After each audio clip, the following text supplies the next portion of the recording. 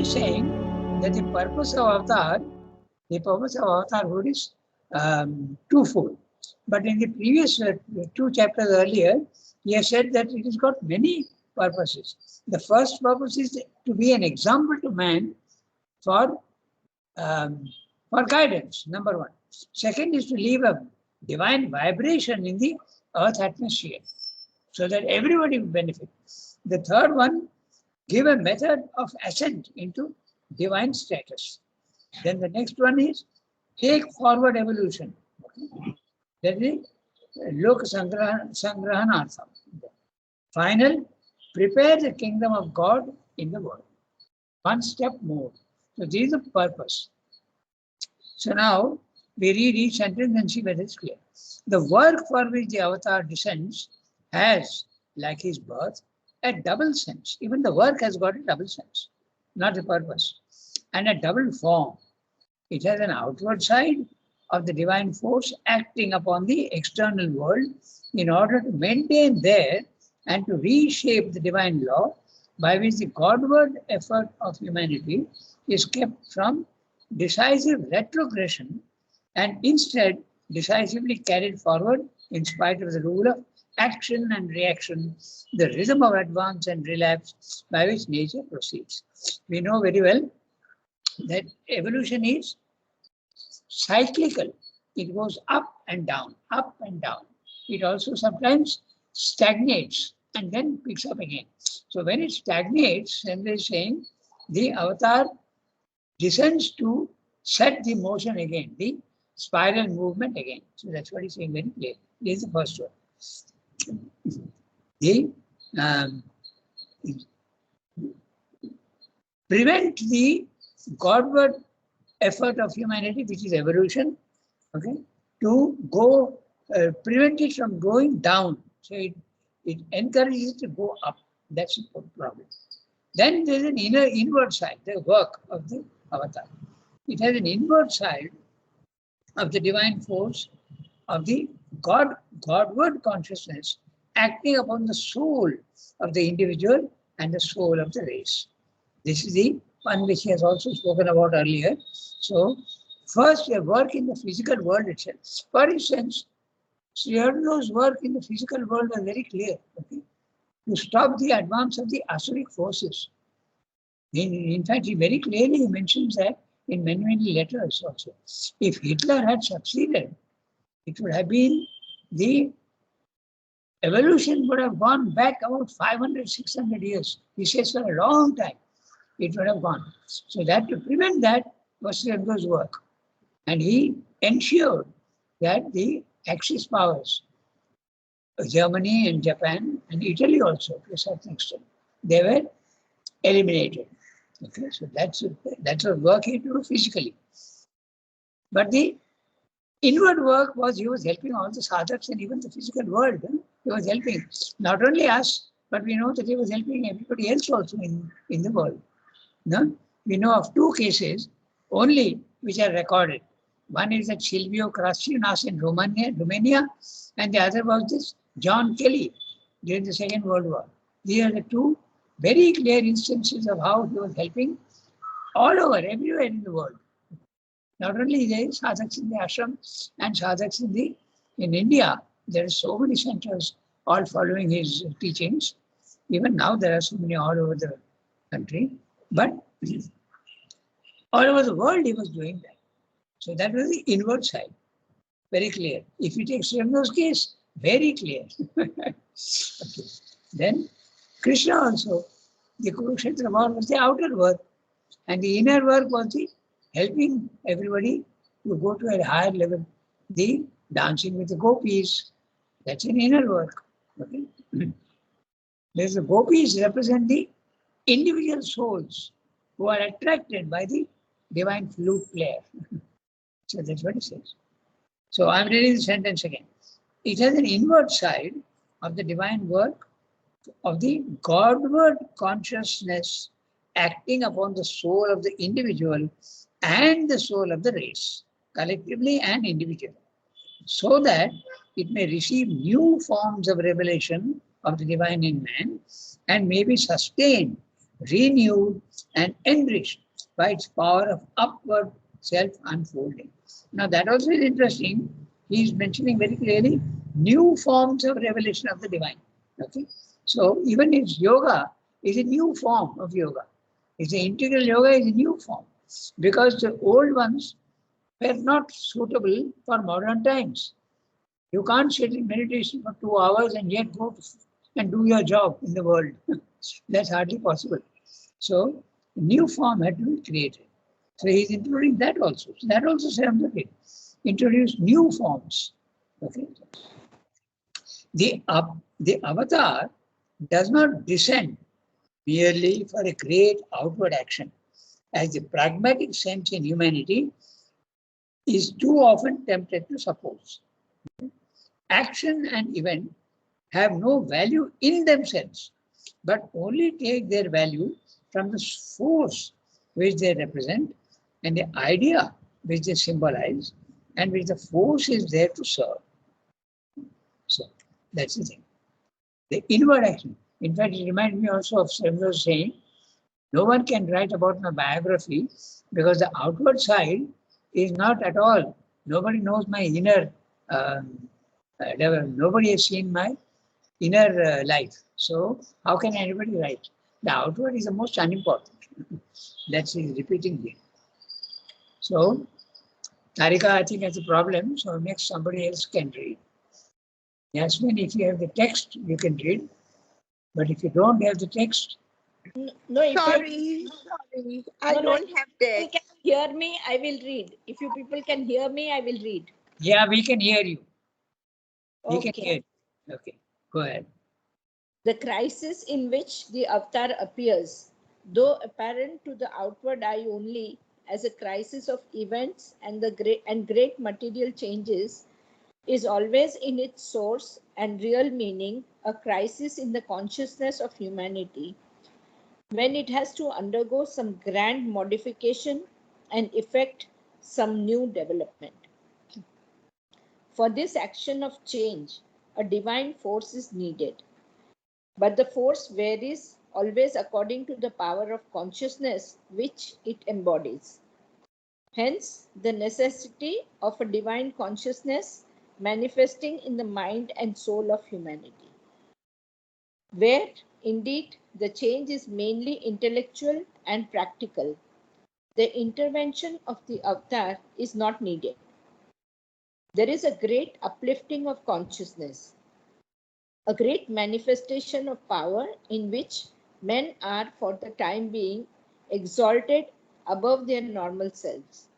And this surge of consciousness and power finds its wave crests in certain exceptional individuals, vibhutis, whose action leading the general action is sufficient for the change intended. The Reformation in Europe and the French Revolution were crises of this character. They were not great spiritual events, but intellectual and practical changes, one in religious, the other in social and political ideas, forms and motives, and the modification of the general consciousness brought about was a mental and dynamic, but not a spiritual modification. But when the crisis has a spiritual seed or intention, then a complete or a partial manifestation of the God consciousness in a human mind and soul comes as its originator or leader. That is the avatar. So very clearly he has given the function of the avatar. And very interesting details he has given. We can discuss that in a brief manner. Okay.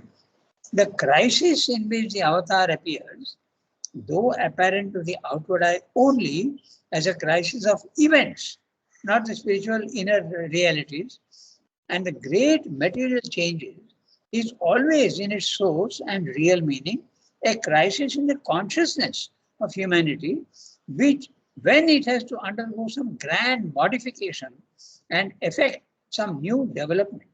So this crisis of events is very clear. In Cherno's case, it was the World War, the Second World War, which absolutely engulfed mankind. It never happened before in history. So it's a great change that had to come about, grand modification.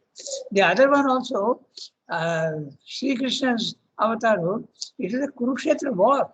It's a huge affair. Okay, so that's when the crisis of events. But both had got the inner meaning. That was the more important thing. That's what he's mentioning. For this action of change, a divine force is needed. For smaller changes, it is not necessary. A crisis of events he has mentioned 2 times. One is the Reformation and the other is the French Revolution. A huge change. The French Revolution introduced the ideas of liberty, equality, fraternity. That made a huge difference in the Western world. Okay? Not necessarily in the Eastern world, but the Western world is a huge crisis.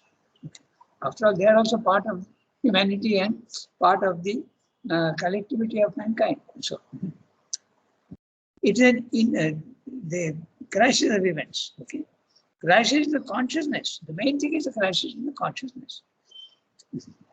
In the 2 cases we mentioned in the World War and Kurukshetra, the crisis of the consciousness was not obvious to ordinary people. Nobody knew what Srivastava was doing. He was tremendously, he was fighting the Asuras. And very interesting, he was fighting the Asuric movement even before the World War. And that is why the Asuric forces attacked him and broke his leg, so that his work was completely postponed for a certain time. And then the war came. So interesting if you note very carefully how his leg broke 1 year before the World War started. If his leg had not broken, okay, then he would probably have avoided the war even. That is possible.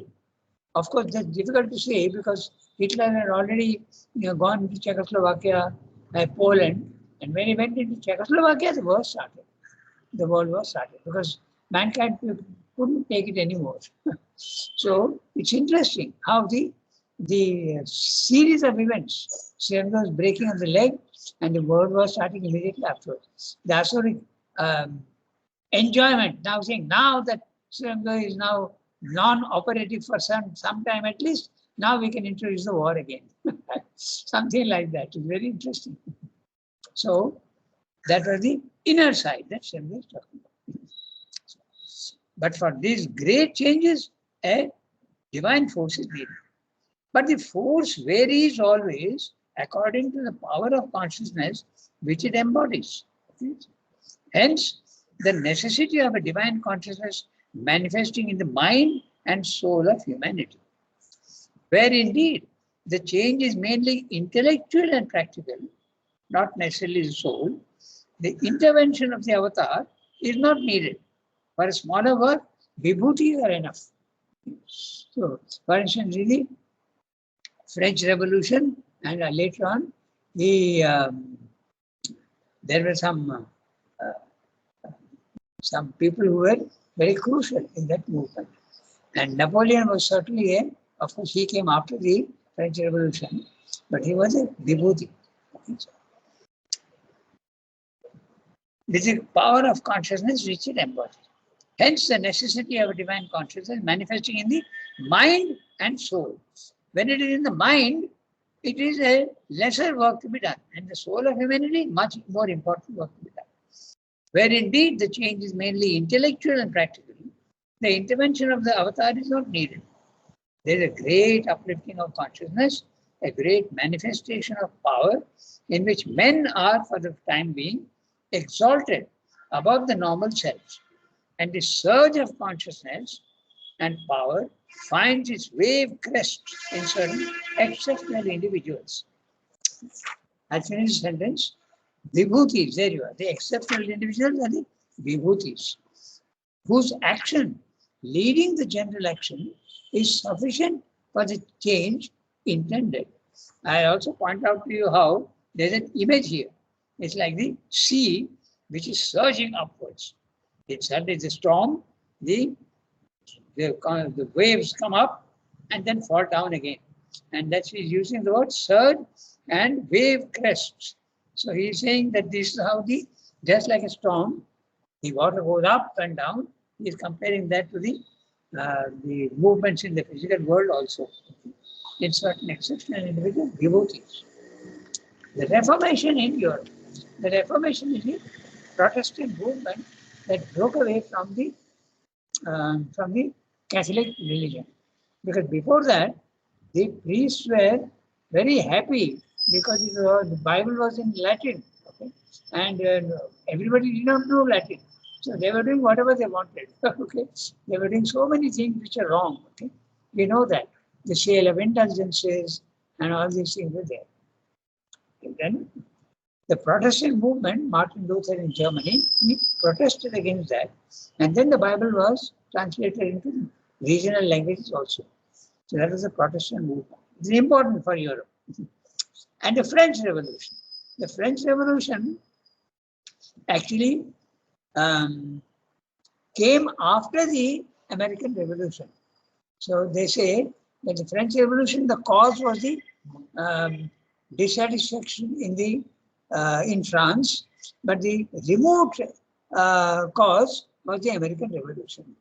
There are two causes. So that's very true. Where crashes of this character.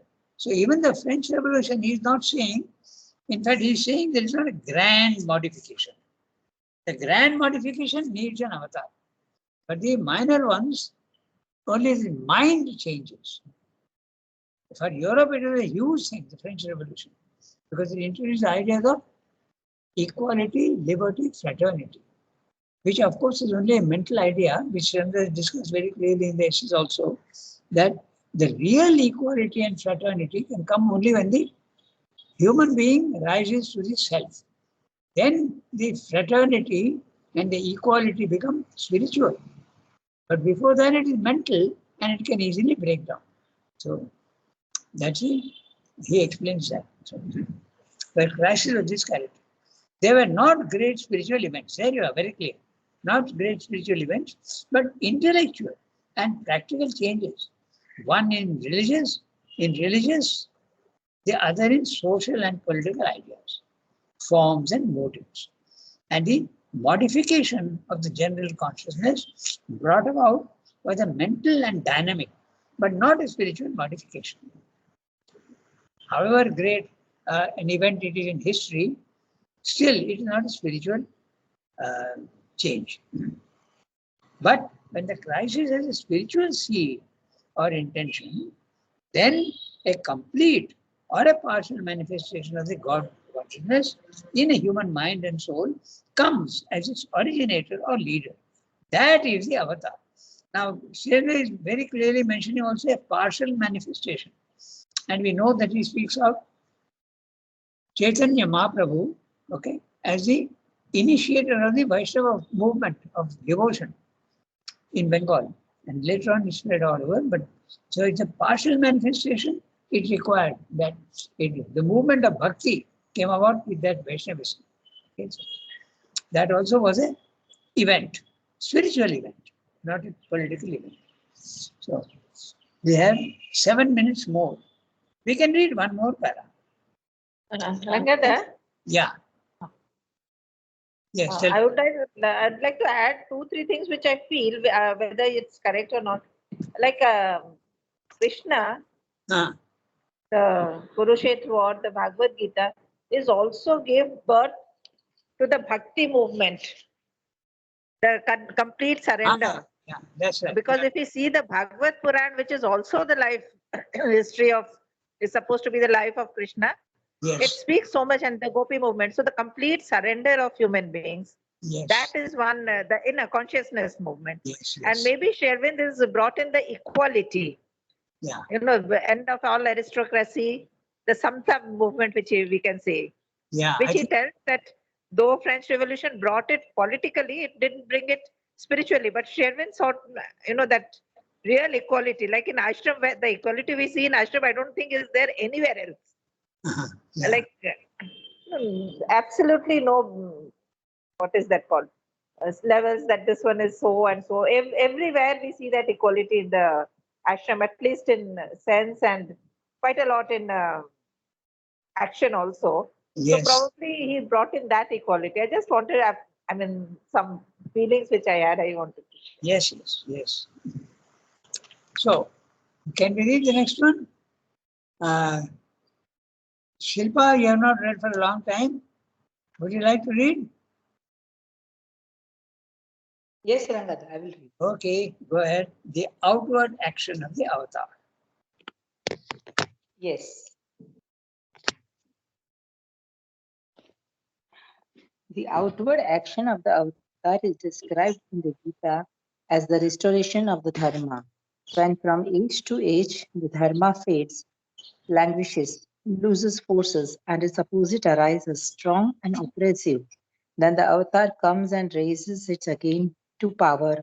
And as these things and idea are always represented by things in action and by human beings who obey their impulsion, his mission is in its most human and outward terms to relieve the seekers of the Dharma who are oppressed by the reign of the reactionary darkness and to destroy the wrongdoers who seek to maintain the denial of the Dharma. But the language used can easily be given a poor and insufficient connotation which would deprive avatarhood of all its spiritual depth of meaning. Dharma is a word which has an ethical and practical, a natural and philosophical and a religious and spiritual significance, and it may be used in any of these senses exclusive of the others in a purely ethical, a purely philosophical, or a purely religious sense. Ethically, it means the law of righteousness, the moral rule of conduct, or in a still more outward and practical significance, social and political justice, or even simply the observation of the social law. If used in this sense, we shall have to understand that when unrighteousness, injustice, and oppression prevail, the avatar descends to deliver the good and destroy the wicked, to break down injustice and oppression and restore the ethical balance of mankind. Yeah, very interesting. His definition of dharma here is excellent. Very often, the idea of dharma, the concept of dharma is not properly understood. There are many people who think dharma is duty, okay, dharma is religion. It is not. It's the maintenance of the law at every level. That is what Sylvia is explaining beautifully here. Okay. So really very satisfactory, this definition of dharma. We can always use this one. Now, we read quickly, go through. The outward action of the avatar is described in the Gita as the restoration of the dharma. So this is in chapter 4, verse 7 and 8. Yada yada hi dharmasya glanir bhavati bharata abhyudhanam adharmasya tadatmanam srijamya. I let manifest, let myself come into manifestation. Paritranaya sadhunam vinashaya cha duskritam. Dharma sansthapanarthaya sambhavami yuge yuge. I take birth again and again for the establishment of the dharma. So that's why Srimad is discussing dharma here. The outward action of the avatar is described in the Gita as the restoration of the dharma. Dharma sansthapanarthaya. When from age to age the dharma fades, languishes, loses force, and its opposite arises, strong and oppressive, then the avatar comes and raises again to power. Now this is very interesting because we know that the evolution goes spirally, up and down, up and down. So when it goes down, sometimes it goes too far down, then the avatar has to take birth. Okay, so otherwise it picks up automatically by its own force, it goes on. But sometimes it goes down too low, like in the Germany in the after the First World War, it really went to unbelievable depths of depravity and ugliness. Tremendous. So then the avatar had to come. So that's the first thing. Then the avatar comes and raises it again to power. And as then things in idea are always represented by things in action and by human beings who obey their impulsion, his mission is, in its most human and outward terms, to relieve the seekers of dharma. Okay? Pavitranaya, Paritranaya sadhuna. Paritranaya, protection. Protection of the sadhus. So, relieve the seekers of the dharma who are oppressed by the reign of the reactionary darkness and to destroy the wrongdoers who seek to maintain the denial of the dharma. It's very interesting what's happening in India now. In a sense, it is certainly the same thing being repeated. On the one hand, we have the establishment of the Ram temple, which is from every point of view, it's a very important event, not only for India but for the world, because we are going back to our core values, Indian values of dharma. Okay, so it's a very important thing. But look at the opposition.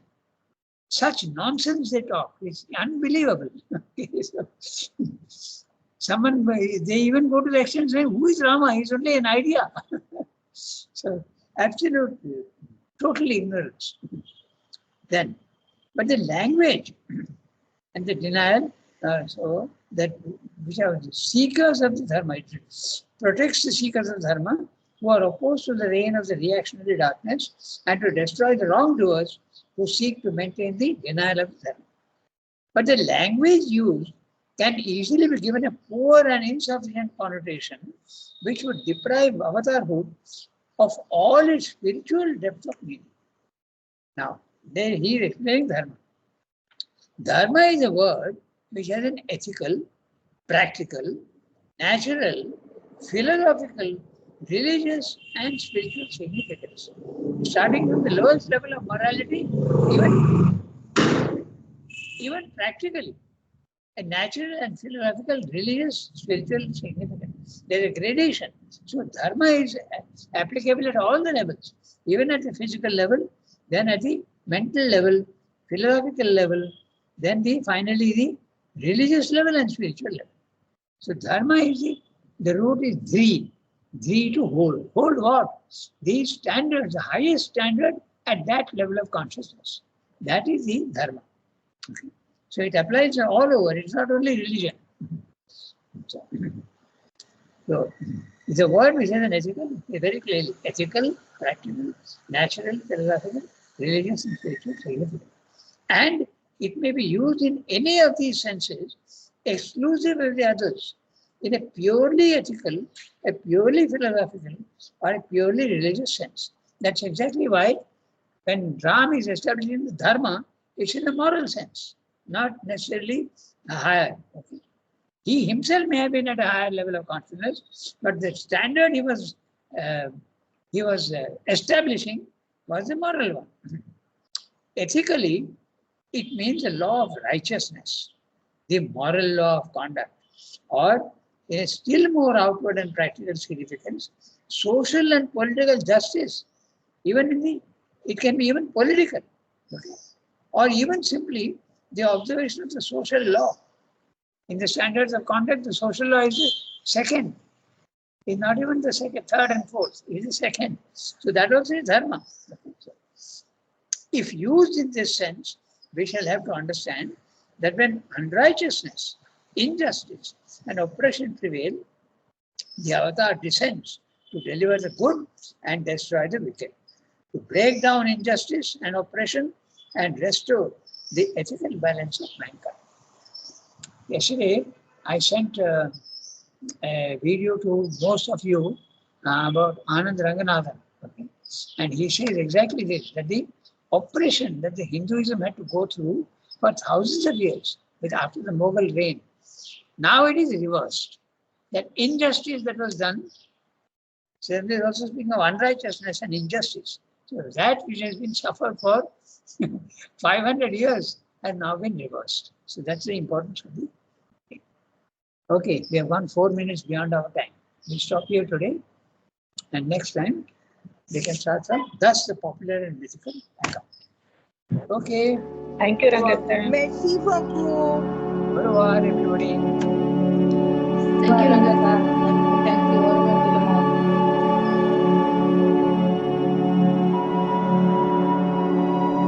Thus, 106.